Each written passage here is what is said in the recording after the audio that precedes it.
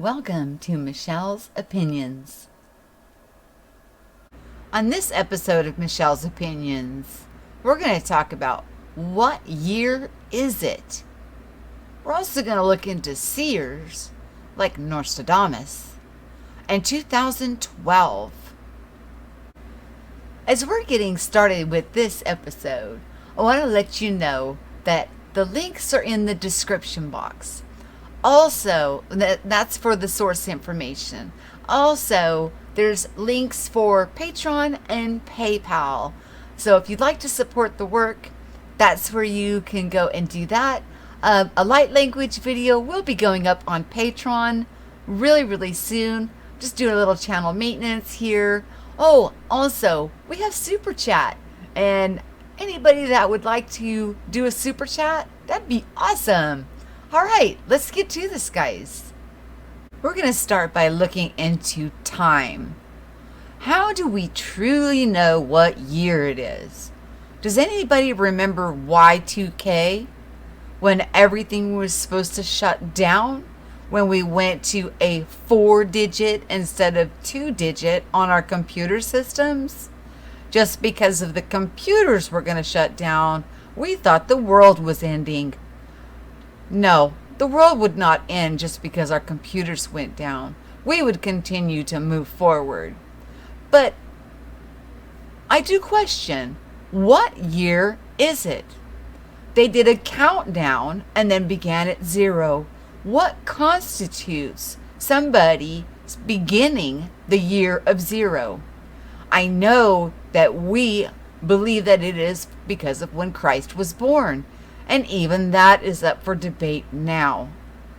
So, how old is the earth? How old is mankind? Well, let me share this article with you so that way we can kind of get, some other perspectives on what year it could possibly be.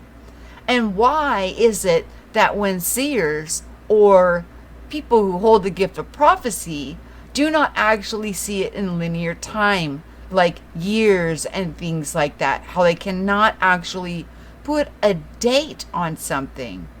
Could it be because we, as mankind, have no idea what year it truly is? After looking to find out how BC and AD were determined, and how people knew what year it really was, I came across this article. Keeping Time, the Origin of BC and AD. Some things that I found interesting are as follows. Dionysius devised his system to replace the Diocletian system, named after the 51st emperor of Rome, who ruled from AD 284 to AD 305. The first year in Dionysius' Easter table, Anno Domini 532, followed the year Anno Diocletiani 247. Dionysius made the change specifically to do away with the memory of this emperor who had been a ruthless persecutor of Christians. Dionysius never said how he determined the date of Jesus' birth, but some authors theorize that he used current beliefs about cosmology, planetary conjunctions, and the precession of equinoxes to calculate the date. Dionysius attempted to set AD 1 as the year of Jesus Christ's birth, but was off in his estimation by a few years, which is why the best modern estimates place Christ's birth at 4 BC. According to Charles Seife in his book Zero, the biography of a dangerous idea, to Bede, also ignorant of the number 0, the year that came before 1 AD sick was 1 BC. There was no year 0. After all, to Bede, 0 didn't exist. However, 0 did exist. Our modern conception of 0 was first published in AD 628 by the Indian scholar Brahmagupta. The idea would not spread to medieval Christian Europe, however, until the 11th to 13th centuries.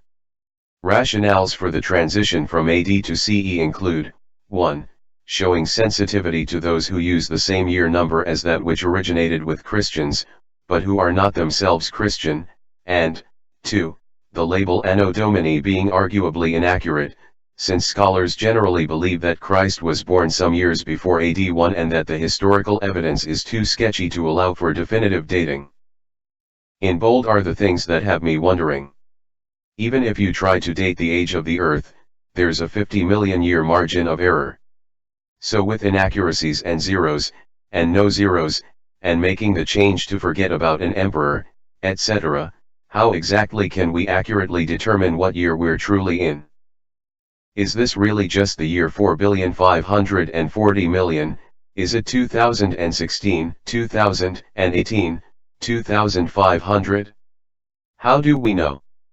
Disclaimer, this isn't meant to be a flexing contest between believers and non-believers, just the accuracy of what year we're supposed to actually be in.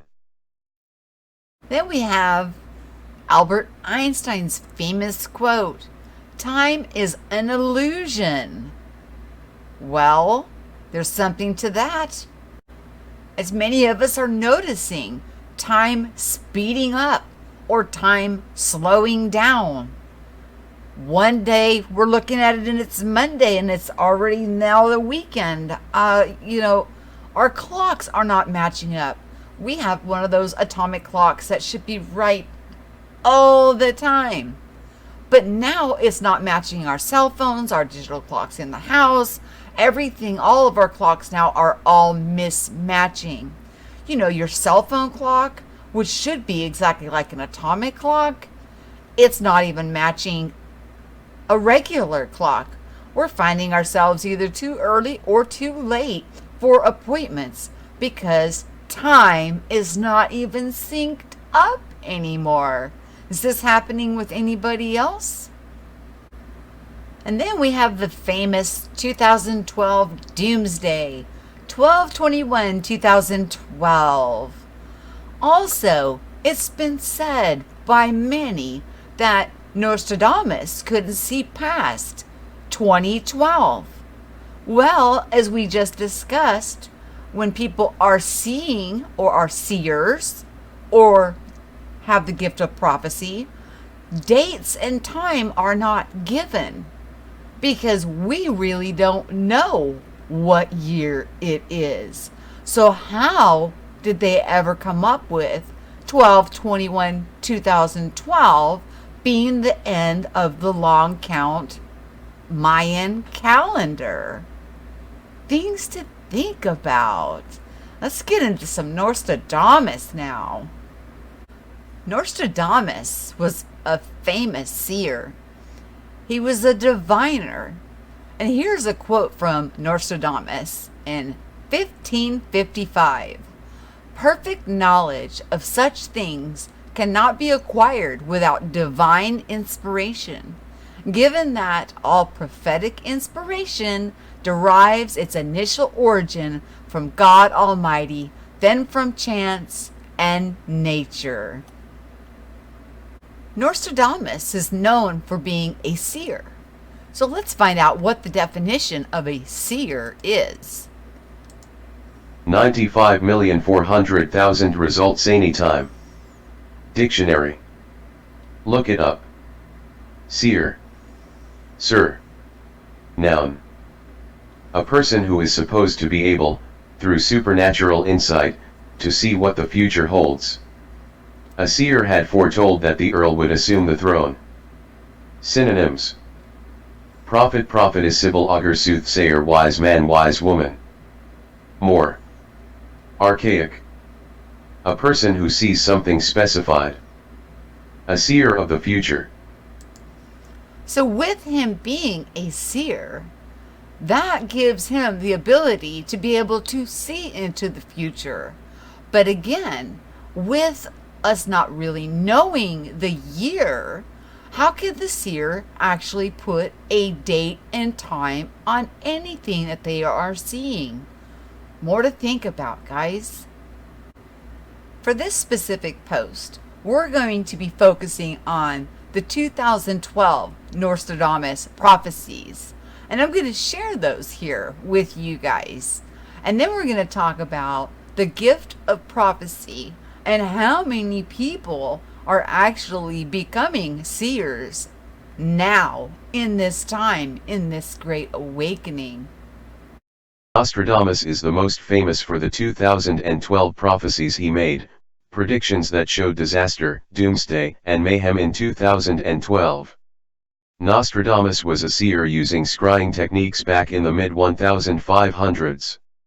His book Les Prophéties, The Prophecies, was published first in 1555. Many people believe the Nostradamus predictions and prophecies are false, but many believe they are true, and will point to evidence of their fulfillment in times that have passed recently. Nostradamus made an estimated 6,338 prophecies and predictions. Nostradamus quatrains. Nostradamus was tormented by what he saw. It was not something he enjoyed seeing about the future. Many people believe he was seeing what is depicted in the 2012 Bible Code and that his quatrains are indicative of such. Quatrains are stanzas, or poems, and Nostradamus wrote many of his predictions in quatrains. He wrote approximately 1,000 quatrains. Quatrains were an accepted form of writing back in the days Nostradamus released his book about his predictions about the future. Nostradamus 2012 Predictions, Prophecies, Prophecy. Nostradamus went on to release a few more books concerning 2012 and other predictions. Actually 2012 was never mentioned in his prophecy, his prophecies were not dated at all.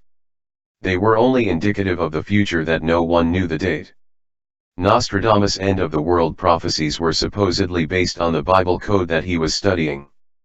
Not many people believed in his end-of-the-world prophecies at that time because the end of the world didn't seem near at all. However, today Nostradamus' end-of-the-world predictions have a larger audience than ever. The Bible code is supposedly a hidden message within the text of the Bible. It is also known as the Torah code. When messages and text are decoded in a specific way, the ELS method, equidistant letter sequence, new messages emerge foretelling prophetic events that will come to pass. This is different than Revelations, which is more basic and direct. The Bible code is a form of encryption, supposedly. Many people criticize the ideas behind the Bible code, but others believe that it is a gift that is encoded in the Bible. Nostradamus in his time was known as a heretic. But was he a heretic? As we are looking around now, what we are calling light language are from people who are actually able to see, or are called seers, which in the olden times were called prophets or prophetess. Not always do we get to choose what you are shown. That is where a lot of people make mistakes. They think if they're seeing something bad, that they're doing something wrong and that they need to either clear themselves out or do some inner workings. Well, as you heard there, not everything that Nostradamus seen was things that he wanted to see. We see what is going to happen unless we change what is going on within us. We always have a choice. We have the choice to change the future. It is not set, it is malleable. So when a seer sees something that is going to happen, it can change if the people are willing to take the action and do the inner work within. But the seer does not get to choose whether or not they're seeing a positive outcome or something in the future that could be catastrophic. So when you're having those kind of visions happen, do not beat yourself up over them. It is just part of the gifting that has been opened up within you. So don't worry about it. What we need to do then is use the light language gifts that many of us have been given and to pray for things that we know not. So that is why we're gifted with light language. So we can pray for things so that way they don't transpire in the way that the seer will see. We get layers upon layers of gifts that get opened up within us. This awakening period is so monumental and is touching so many people's lives in so many different ways. But I have seen myself the outcome, and I know that we get there. But I've also seen some hurdles that we have to overcome in order to get to the end goal. But it's work. It's always work. Stagnation, perpetually waiting for a rapture, or thinking that somebody else is going to come and save us when the gifts are within each and every single one of us, just waiting to be activated. You need to seek first. Seek, that's my path. My path was I was on my knees seeking.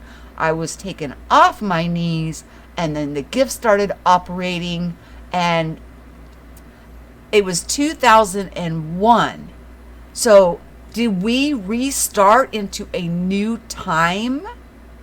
I'm going to circle it on back to what year is it anyways?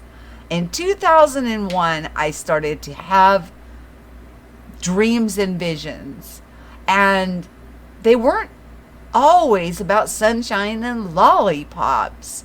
So there was a lot of work that needed to be done internally and externally. What happens in the outside world is a direct reflection from what's going on inside of all of us as a collective. Now, as an individual, we can affect our surroundings that are just around us. But when we get into groups of people or large groups of people with their sovereignty, they have say so and affect what is going on around. And so it becomes this jumbled mess. And that's why it's so important for us to share this message about seeking yourself and being on your narrow path, and using light language and people who have the gift of light language, which comes in many forms. It can come in the form of music. It can come in the form of dance. It comes in the gift of the speaking in tongues or the heavenly language. Many forms. It comes from sacred geometry. It comes from seeing repetitive numbers and synchronicities. All of these things are light language. Those are source, God, getting our attention. The Mandela effect. That's a huge one to get everybody's attention. So if you're thinking you're being left out in any way, you're not. All means all. And so I am not a religious person. I have broke myself free from religion, doctrines of men, and I follow God Almighty, creator of all, who I now refer to as Source, the source of all, everything that is living, breathing, moving, and has its very essence. And within each and every single one of us, we have that divine spark inside of us, just waiting to be activated and be like a blazing torch of light, because that is who we truly are. So what year is it? It's the year of the Great Awakening. Whether we are 50,000 years or if it's really 2019. But when they said that the king actually took out a couple centuries because of the rain that was befalling his people, so he wiped those years out and started the calendar anew. How many times has that happened? Things to think about, you guys. Really, things to think about. And again, like I said, we are under the assumption that the year zero began where it went from BC to AD was the year that Christ was born. Well, now we're finding out that that's not even true. If they've wiped out a few centuries here and a few centuries there, and how many years was it before they reset the calendar at zero when Christ was born? We don't know. And so when you're seeing things and they're happening, and the reason we can't put dates on it is because we don't know the date. We don't know the year. God only knows. So I hope you enjoyed this episode of Michelle's Opinions. Make sure you share what you know so we can all listen and grow. I want to apologize about trying to share a live stream with the Rick and Morty yesterday. I demonetized the video, so if they wanted to monetize it, they were more than happy to allow them to take the credit and the funds for it. Because as you guys know, I showed you, I'm not making anything from doing these YouTubes. It is a labor of love.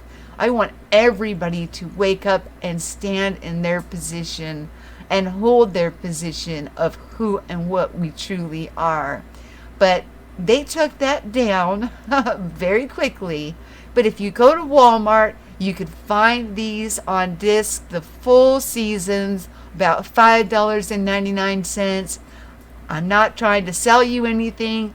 I'm just trying to say I figured since they were in the bargain bin that, they would not have minded if they put their own commercials in there. But no. So I wanted to apologize about that to everybody.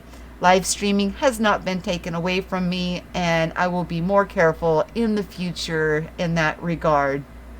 So, I'm going to do this one as a premiere. Yes, I'll see you guys there. I love you. Have yourself a wonderful day.